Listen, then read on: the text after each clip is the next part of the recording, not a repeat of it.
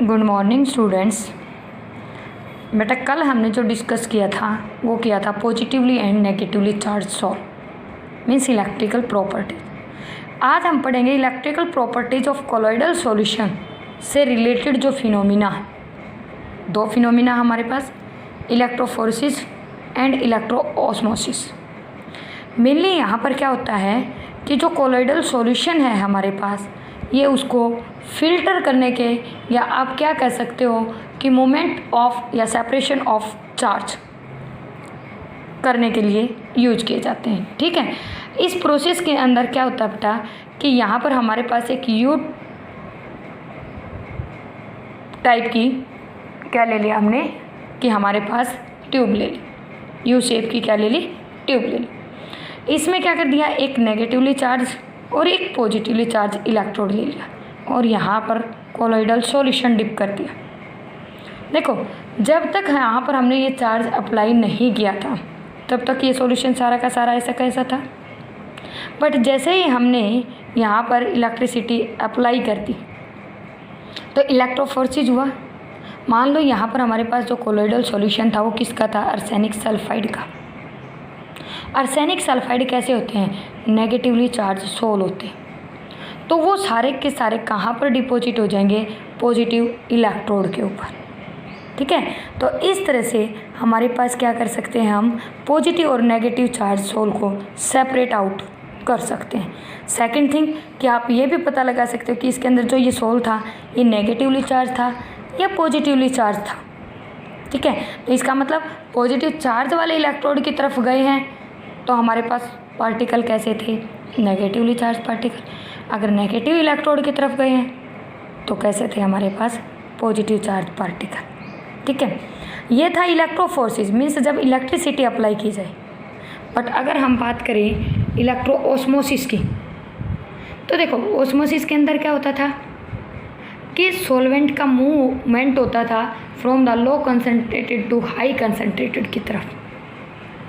इलेक्ट्रोऑस्मोसिस means कि electricity apply कर दो, जो ऑस्मोसिस की प्रोसेस हो रही थी अब वो प्रोसेस कैसी हो जाएगी, फास्ट हो जाएगी। देखो यहाँ पर हमने एक चैम्बर बना रखा है इलेक्ट्रोऑस्मोसिस के लिए कि जो ये वाला पार्ट है इसमें कोलॉइडल सॉल्यूशन डाल रखा है और इस पार्ट को इस सेमी परमिएबल और इस सेमी परमिएबल के मेम्ब्रेन के थ्रू क्या कर दिया गया, इसको सेपरेट कर दिया गया। कंप्लीट चैम्बर था, दो सेमी परमिएबल मेम्ब्रेन के बीच क्या डाल दिया गया, कोलॉइडल सॉल्यूशन। ठीक है, और ये लगा दिए इलेक्ट्रोड, और इलेक्ट्रोड लगाते ही देखो बेटा अगर यहाँ पर सिंपल सेमी परमिएबल मेम्ब्रेन थी, इलेक्ट्रोड नहीं थे मीन्स इलेक्ट्रिसिटी अप्लाई आपने नहीं की थी, पोटेंशियल डिफरेंस सेटअप नहीं हुआ था, तो ये प्रोसेस स्लो थी। प्रोसेस फिर भी हो रही थी बट क्या थी, स्लो थी।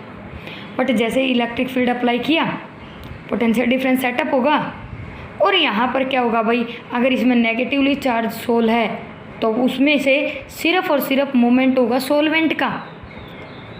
सिर्फ और सिर्फ मूवमेंट किसका होगा, सोलवेंट का। कभी भी सॉल्यूट पार्टिकल्स का मूवमेंट नहीं होगा, मीन्स इसके अंदर जो इम्प्योरिटी होगी उनका मूवमेंट नहीं होगा। तो इसमें अगर पॉजिटिवली चार्ज सॉल्यूशन है मतलब सोल है तो नेगेटिव की तरफ मूव करेगा, और नेगेटिवली चार्ज सोल है तो किसकी तरफ, पॉजिटिव प्लेट्स की तरफ मूव करेगा इन सेमी परमिएबल मेम्ब्रेन के थ्रू। सिर्फ और सिर्फ कौन, सॉल्वेंट। ठीक है, तो यहाँ पर अगर पॉजिटिव प्लेट की तरफ कर रहा है मूव तो समझ जाना यहाँ पर कोलॉइडल सॉल्यूशन नेगेटिवली चार्ज था, और नेगेटिव की तरफ कर रहा है तो समझ जाना हमारे पास सॉल्यूशन कैसा था, सोल कैसा था, पॉजिटिवली चार्ज। नेक्स्ट टॉपिक आता है फिर हमारे पास कोगुलेशन ऑफ कोलॉइडल सॉल्यूशन। एक ही बात याद रखना बेटा कि कोगुलेशन क्या होता है, पीपीटी बना देना।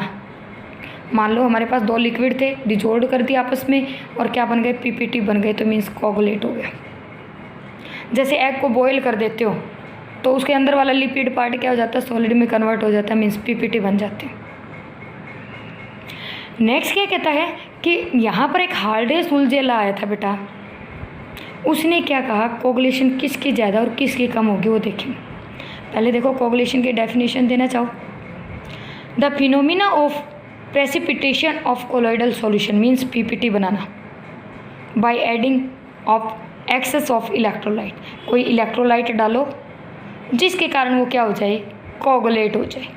और कोगुलेट हो जाएगा तो उसको हम क्या कहेंगे, कोगुलेशन या फ्लोकुलेशन।